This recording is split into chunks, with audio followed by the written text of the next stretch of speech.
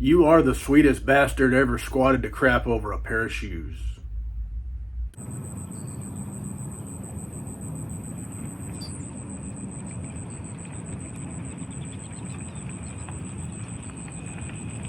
Hello everybody, thank you for joining me today. I do truly appreciate it, and I just finished book number 7 of the Hap and Leonard series of novels by Joe R. Lansdale, one of my favorite authors on God's green earth. And Joe Lansdale he's written some fabulous books, some great books, but he might be most well known for the Hap and Leonard series. They made a Sundance, some network made 3 seasons of a show called Hap and Leonard based on the characters created by Joe Lansdale in the book Savage Season, and then run through a long bunch of sequels to the novels. And I have just read book 7 of that series, Vanilla Ride. I don't know if I said that already. I feel like I said the wrong name. Vanilla Ride. I just finished the book, and it's an interesting story. You see, in 2009, I went to Barnes & Noble, and I had picked up, I'd been familiar with Joe Lansdale, and I'd read some of his books. I hadn't read any of the Hap and Leonard books at that point, but I had one or two. I had a few already on the shelf. I just hadn't gotten to them. And I went to Barnes & Noble, and brand new right up front was this book right here, Vanilla Ride. Vanilla Ride was this book sitting right here. So, I like Joe. I wanted to get into Hap and Leonard. I bought the book, and now, 16 years later, I finally have read that book. And another weird caveat for me is this is the only book of all the Hap and Leonard books so far, published to date, that I have that is not signed. Every single Hap and Leonard book I've got by Joe Lansdale is a signed copy. I've never got this signed, and I've never picked up a signed copy, but I hope to remedy that pretty soon. So the series starts with a book called Savage Season, and then you have Mucho Mojo, the Two Bear Mambo, Bad Chili, Rumble Tumble Captains, Outrageous, and then we're up to Vanilla Ride. And there are more, but wait, there's more. In fact, there's another one that's available for pre-order right now. I think it's called the Hatchet Girls or something like that. I pre-ordered a signed copy of that one, so I got that to look forward to. But no signed copies of Vanilla Ride. But Joe Lansdale is an author. He's I don't know if you'd call it a cult following or what. I mean, he's a well-read author and a well-written author. He's got a lot of fans, and so I don't know how you'd fit him in there in the hierarchy of where authors rank and stuff like that, but he's a great one. He's a well-known, well-respected, but he is a very one-of-a-kind author. There is nobody that you can read, nobody that you can read that can prepare you for Joe R. Lansdale. In fact, I think the only way to prepare to read a Joe Lansdale book is to watch a Joe Lansdale interview. That's something that I think somewhere along the way, I had read some of his books, and then I actually watched some interviews and listened to podcasts, and I got a real cadence for the way he talks. And then in his books, it rang so much more natural to me reading his prose. He's a great writer, and he uses so much, I guess you might say, East Texas jargon. He uses so many similes, and this stuff just flows. He writes in many ways. He writes like he talks, and I think that improves the reading experience even more. So I was a fan. Then I listened to some interviews. I watched some interviews, and then boom, I was even more of a fan. Now what I read felt like it flowed so well because I just hear Joe Lansdale saying this stuff that I was reading on the page, and now it really, really felt right reading it. Like I just slid right in, nice and comfortable. But he's written such a variety, and I think he even says himself he doesn't really fit into genre or style or anything like that. It's kind of like the Joe Lansdale style, all on his own little spot out there, writing his way, writing his kinds of stories. And what you will typically have with a Joe Lansdale story is a lot of fun. I mean, he covers some serious, deep, dark stuff, but it always feels like that writer is throwing some fun stuff in there. And it really, you can take a serious situation that is intense and maybe even hard to read or hard to digest, but the way Joe writes it, it makes it a little bit more palatable, a little easier to get through. He has written some dark stuff that probably would be off-putting to some sensitive people or even not sensitive people. I don't know. But his writing style has gotten to where he can make that stuff more palatable, more digestible, and allow you to work your way through the rest of that story and get what he's telling you.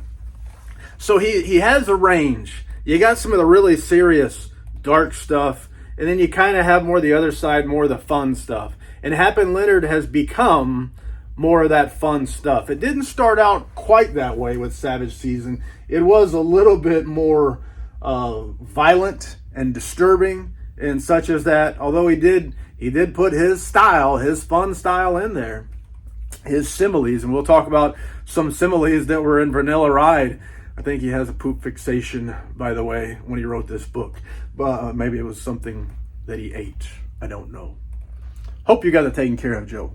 Anyway, but the series has gotten more and more, I don't want to say lighthearted, because it's still serious and disturbing stuff going on. But it's gotten a little bit more tongue-in-cheek in the storytelling.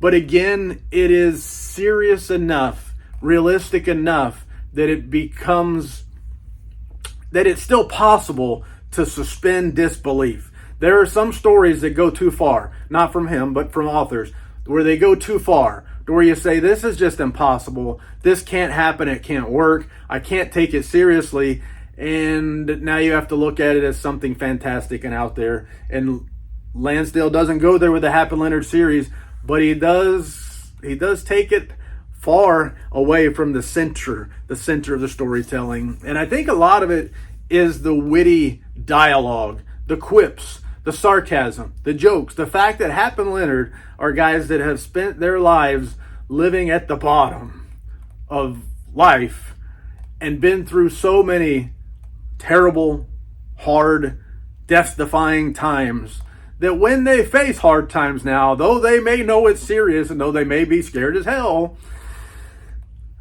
they just take it and they just go on, and they're smart alecks, and they'll tell jokes, they'll crack wise, they'll kick some tail, kick some hind end, because they're butt kickers as well. And to get into a little bit of what Hap and Leonard is, you got to start with the two characters. Just from the beginning, the description of these two characters says, okay, we're going to have a little fun with this story. Hap and Leonard, best friends from childhood. Leonard Pine is a black man that wanted to be a cowboy growing up. And he's also a homosexual. And he struggles with his relationships. And I think, it kind of in and out throughout the series so far anyway. It keeps referring to the struggles and troubles that he's having with relationships and such as that. He's a Vietnam vet, and he's a gun enthusiast. He's a gun guy. Hap Collins is not a gun guy. He hates guns, but he's actually very good with guns. So he's better with guns than Leonard Pine, the gun enthusiast, the Vietnam vet. Hap Collins is not. He's a white guy. He's a very liberal guy. He's against war on a belief system. He went to jail, because he refused to go to Vietnam. They gave him so many options of ways to stay out of prison, but he went to prison because he said, I refuse to go to Vietnam on the account of I believe war is wrong. And I don't believe in it, and I'm not going to go. So he did that, refused to go to war. He doesn't like guns, and he doesn't like killing. He's a very sensitive guy, but he's also brutal at heart, I guess you'd say. Even though he knows this stuff is wrong, when it comes time, and this series puts him in lots of situations where it's kill or be killed, he usually does it. He will kill, and he'll beat himself up and tear himself up over it afterwards. Meanwhile, Leonard Pine, he'll beat the hell out of somebody, piss all over them, burn their house down, then go back in the house, kick back, watch a cowboy movie, an old Western, eat some Nilla wafers, and drink a Dr. Pepper, and not even be in the least bit out of sorts when the cops show up, wanting to know what happened. These two are just as different as they can be, and yet they are Hap and Leonard. They're best friends. Hap Collins is heterosexual, and again, he, for a lot of the series, some of the series anyway, he struggles with relationships, in love, like a lost puppy dog in love with a woman who won't love him back, and different women that won't love him back. Finally, at this point, he has come across a rowdy lady who kind of on the B side of life, just like they are, but they are just like this, and they are compatible as can be, which is interesting. Brett is a fantastic character. In fact, I think it should be Hap and Leonard and Brett forever, because Brett is awesome as a character. Brett is a lady. Hap Collins is lady friend, and she is bad to the bone too. She don't mind beating the tar out of somebody. And in fact, in this book, Vanilla Ride, she sure enough beats the tar out of someone and wants to go back for more. She wants to do some more butt kicking, and she just doesn't because of the way the situation and stuff like that. But she does mention over and over again about wishing she should go slap some people around again, because it'd make her feel better. Vanilla Ride, though, the 7th book in the series, and as usual, trouble finds these fellas. But we start off the book is Hap Collins and Brett are having a little fun time, all alone at home. And a guy named Marvin and Leonard Pine, who I mentioned before. Marvin is another character from a previous story, a police officer who's been badly injured, walks with a cane now, hasn't recovered very well from the injury, walks with a cane. His granddaughter is gone. She's with the drug dealer name. We'd find out his name later on, Tandrew. He's selling drugs. She's selling drugs, and she's in trouble. And he wants to get her away from them, try to get her into rehab, get her clean, and stuff like that. So Hap and Leonard say, "Okay, we're going to help our old friend who's helped us out, kind of evening the scales, sort of a thing. Can't say no." And they go and they beat the tar out of Tandrew, and they take Gadget, which is her nickname. They take Gadget back with them, take her back home. And at the same time, they flush a bunch of drugs down the toilet. They'll teach old Tandrew a lesson. And they beat up some people, and they leave some people laying. And they go on about their business. They know that there's going to be repercussions to people who had the drugs before. Turns out it's a group called the Dixie Mafia. They're going to be coming, but hey, that's later. We won't worry about that right now. That'll be later, something later. Those guys, they'll have their trouble on their hands when they show up here. Well, sure enough, trouble comes, and Hap and Leonard end up in a shootout in town, and they kill a bunch of people trying to protect themselves. Hap and Leonard and Brett, they kill a bunch of people. And now they are definitely in big, deep trouble, not only with the police, the FBI is on the case. Turns out they had an agent in there. Turns out they're doing a little deal with somebody from the Dixie Mafia, as well as the Dixie Mafia themselves wants them dead, and want their money back, because they ended up with what they think is $300,000 of Dixie Mafia money. And so everybody is out to get poor old Hap and Leonard, and a little side of Brett too. And I won't tell you anything more about the book, but there is lots and lots of butt kicking. There is gunplay. There is action. There are close calls. There's ball kicking. And there's a lot of jokes or similes having to do with poop. Like I said, I think Joe might have been something with his system at the time, might have been off, or his diet or something like that. But let me see if I can pick up a few of these, because I can't recall them all. So I did have some of them written down. One of them: "You are the sweetest bastard ever squatted to crap over a pair of shoes." All right, one spot, they talked about 7 people in a car, and he described it as They were stuffed in that car tighter than impacted turds in a colon. Another one. She had a determined look on her face like she was about to pass an anvil through her bowels. So I wonder, sometimes there's a lot of the author in the story, and Joe, they say, what is it, dates, fiber? I don't know.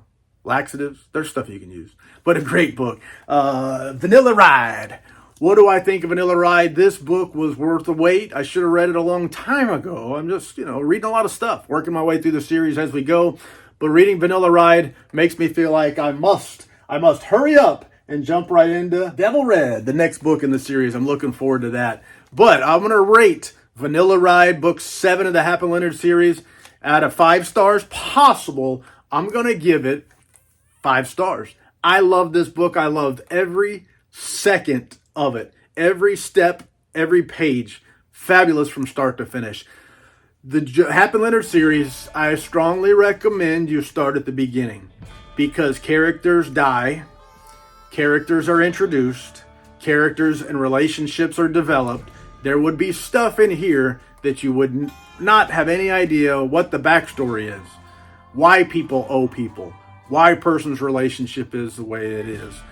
A lot of this stuff, I owe you, you owe me, how'd you get in the situation you're in, stuff like that, you would not know about. So I do recommend starting this series at the beginning.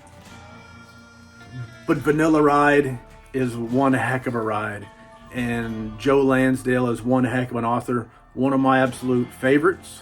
When I want to read something good that's probably going to be a little bit fun and probably not going to be quite as serious, I'm going to jump into Joe Lansdale. Again, he's got some really serious stuff, some really tough stuff, dark stuff, but he tends to put a little bit of fun in there as well. Anyway, I can think of no more lies to tell, so thank you for your time. I do truly appreciate it, and say la vie, baby. Do-do. Well, sure enough, I forgot what the book was about. I don't remember any of this stuff. I'm trying to think what happened next. Wait, what happened next?